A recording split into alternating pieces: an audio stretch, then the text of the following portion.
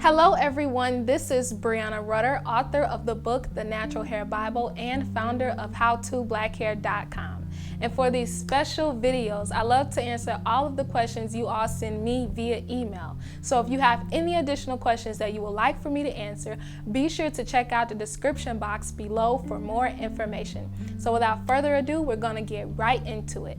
And previously, I had just received an email from a lady named Terri. Terri told me that she is new to trimming her hair and she wants to know how often she should trim her hair. So I'm gonna be as general as I possibly can because she didn't tell me any specifics as far as if she likes to wear her hair free, if she does a lot of protective styling, or she wears a lot of extensions or weaves on her hair.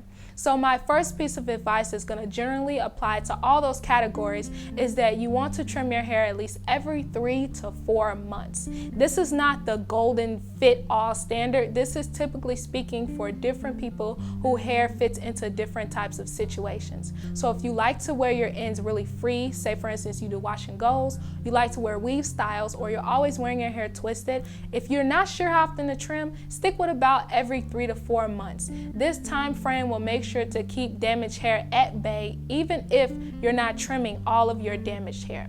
So that's just generally speaking. Also, I wanted to let her know that if you're still not sure as far as how often to trim your hair, then just don't trim it. If you want to do it by yourself, don't trim it unless you're absolutely sure you're cutting hair damage. And the reason why I say don't trim your hair is because if you cut your hair not knowing if you're cutting hair damage, then you're going to start to regress and length that you're actually trying to gain. So if you're not sure when to cut your hair or you're not comfortable doing it, I always suggest that you go to a professional so that they can take care of it. They've done all the schooling to make sure that when they're handling your hair, they're doing everything to the best of their ability. So if you're not sure when to cut your hair, don't cut it until you start to notice damage. Look at your ends really closely to see if you see any split ends, any knots on the ends of your hair, or your ends of your hair just feels very dry or very crunchy or just not likely for the hair condition that you would like.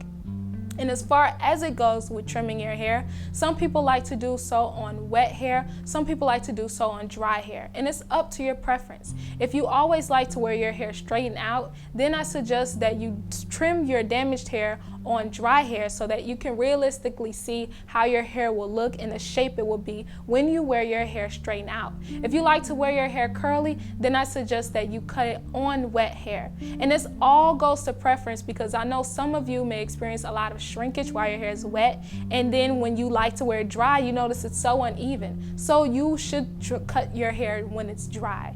So those are my suggestions as far as trimming your hair and cutting your hair, and when in all doubt, don't cut it. And if you're still not sure, go to a stylist. So Terri, I hope that that question has helped you and give you a guidance as to how often you need to trim your hair. And I hope that this video is helping all of you who are watching as well. And if you have any more questions or you want to know any more details as far as trimming goes, be sure to check out the description box below. But until then, I'll see you all in my next video.